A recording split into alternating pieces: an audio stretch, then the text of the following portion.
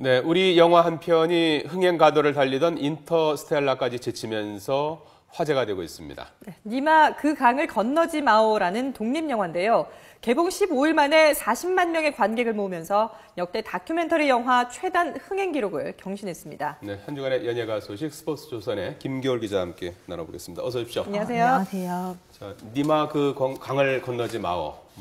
저도 며칠 전에 이 영화 보기는 했는데 네네. 이렇게 화제가 될 줄 몰랐어요. 네. 네. 그러니까 사실 지난 10월 23일부터 이제 인터스텔라로 예. 전국이 굉장히 뜨거웠죠. 네. 그래서 이렇게 자리를 내줬던 박스오피스 1위 자리를 11일 관객수 65,613명을 동원하면서 7주 만에 국내 영화가 이제 1등을 차지했는데요. 네. 사실 유명 스타라든지 또는 뭐 감독이라든지 네. 뭐 이렇게 상업 영화가 아니고 이거는 사실 이 영화는 사실 백발의 노부부의 사랑과 이별을 그린 독립 다큐 영화라는 점에서 굉장히 놀라운 거죠. 그 98세 할아버지, 89세 할머니가 지금 화면에 나오는 이 두 분이 주인공인데 네네.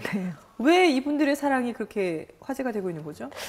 이제 이걸 직접 보셔서 아마 아실 텐데요. 네. 이제 이분들이 사실 KBS 인간극장을 통해서 이미 유명한 2011년에 이미 텔레비전으로 소개가 됐던 스토리더라고요. 네. 근데 굉장히 좀 아기자기하고 예. 또 그 나이에서 우리가 생각하지 못하는 어떤 청춘 남녀의 또 그런 사랑을 또 엿볼 수 있다고 하더라고요.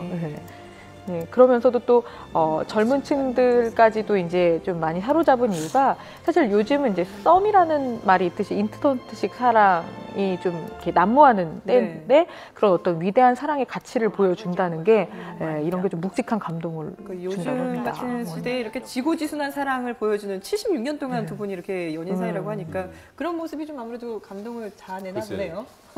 안 보신 분들이 더 잘 아시는 것 같은데 아주 재밌더라고요. 아주 리얼하다고 할까? 뭐 이렇게 보면 이제 그 할머니 할아버지가 뭐 눈싸움도 하고 낙엽 갖고 이렇게 싸움도 하고 물 갖고 이렇게 끼얹으면서 이제 다투기도 하고 그런 것들이 나오는데 할아버지가 장난이 그렇게 좀 심하신 편이라고.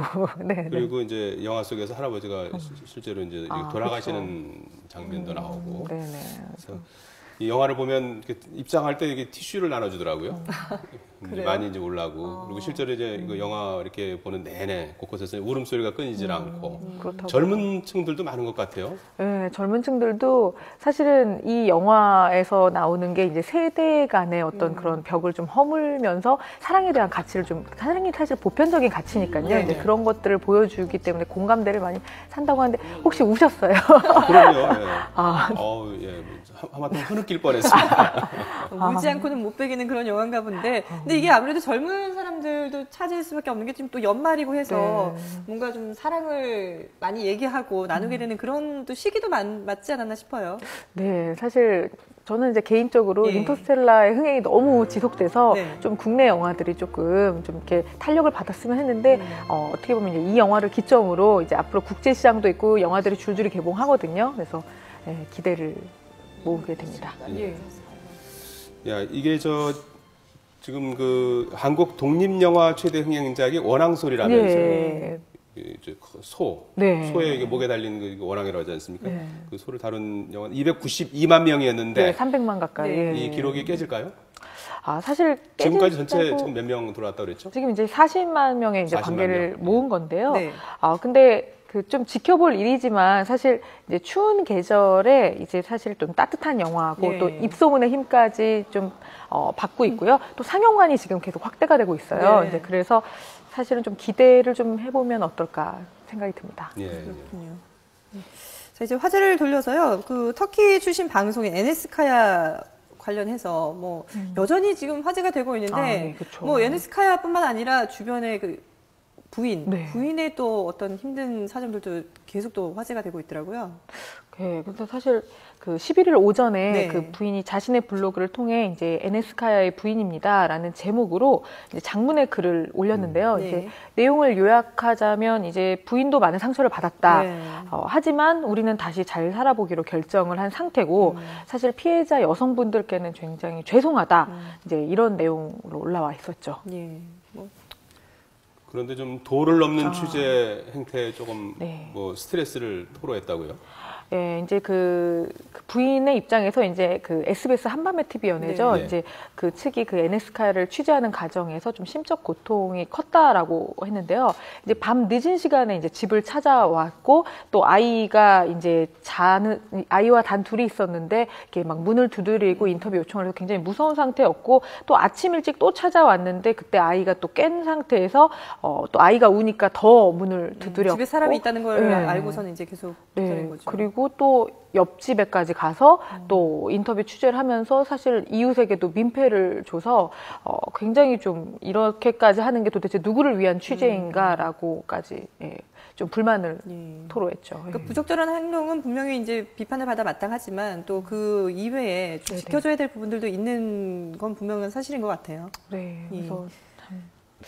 어제였나요? 코미디언 서세원 씨 재판이 있었죠? 네네. 그 두 번째 공판이 열렸는데요. 이제 그 서세원 씨 측에서 비공개를 좀 요구를 했지만 사실 재판부에서 거부를 해서 공개 재판으로 진행됐는데요. 이제 이 사건에 대해서는 이제 지난 5월에 그 서세원 씨가 자신의 오피스텔에서 자신과 다른 교회를 다닌다는 이유로 서정희 씨와 말다툼을 벌이다 그 목을 조르는 등 전치 3주의 상해를 입힌 혐의로 기소된 데에서 두 번째 공판인데요.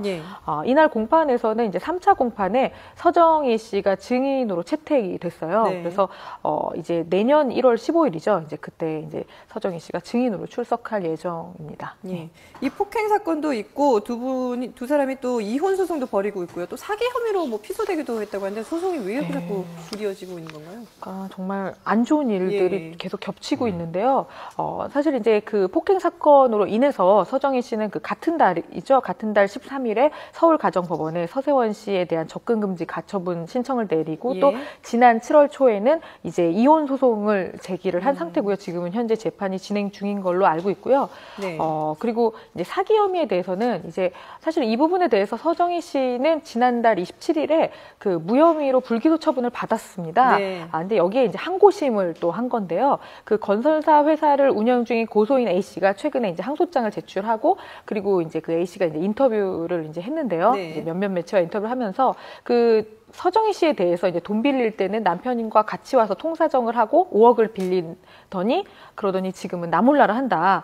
굉장히 좀 연예인 공인으로서 부도덕한 좀 행동이다라고 했고 또 두 사람의 그 채무 변제 시기에 이렇게 이혼을 한다는 게 혹시 위장 이혼이 아닌가라는 의심이 든다라고 또 주장을 하면서 또 이 부분이 되게 파문을 일었죠. 자, 올해도 이제 뭐 20일도 채 남지 않았는데 연말이 되면서 이제 방송사마다 이제 뭐 시상식 많이 하지 않습니까? MBC가 시청자 투표로 뭐 이렇게 수상자를 정한다고 해서 뭐 갑론을박이 있다고 하는데 어떤 내용입니까?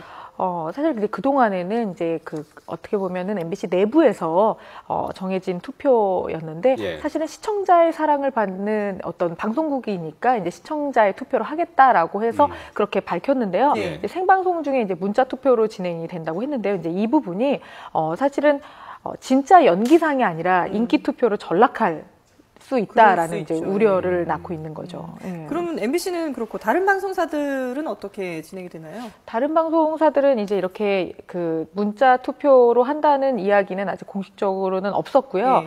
하지만 이제 가요제의 경우가 좀 변화가 있었습니다. 이제 연기나 연예대상은 뭐 예전부터 계속 수상 부분들을 밝혀왔는데요. 가요 같은 경우에는 사실 혹시 기억나시겠지만 예전에 그 MBC에서 10대 가수상 뭐 이제 이런 것이 있었는데 그런 것들이 지금 폐지된 상태거든요. 그래서 이제 시상식이 없고 이제 축제 형식으로만 진행이 됐는데 SBS 같은 경우에 이제 8년 만에 시상식을 부활하기로 해서 지금 또 화제를 모으고 있습니다.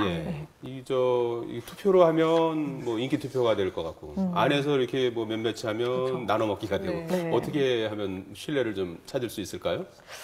근데 이게 참 저도 지금 청룡영화상을 저희 회사도 지금 준비를 하고 있어서 그런데 사실 굉장히 어려운 부분이죠. 하지만 그 투표라는 게 신뢰성 있게 좀 모든 사람들이 납득이 갈 수 있도록 하면 가장 좋은데요.